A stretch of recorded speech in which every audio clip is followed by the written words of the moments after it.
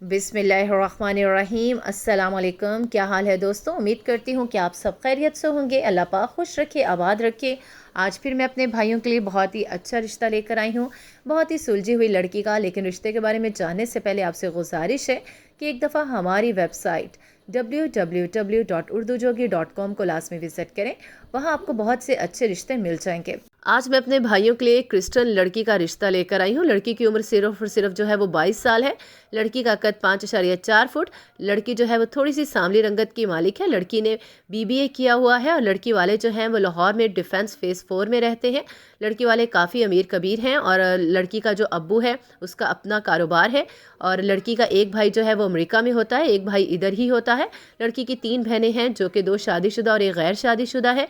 लड़की वालों का ये कहना है कि लड़का जो है वो क्रिश्चियन ही हो और इसके अलावा लड़का पढ़ा लिखा हो, वेल सेटल्ड हो। और इसके अलावा जो है लड़के के वालिदैन जो हैं और उनकी जो फैमिली है वो छोटी हो, उनका अपना ज़ाती घर हो। इसके अलावा उनकी कोई डिमांड नहीं।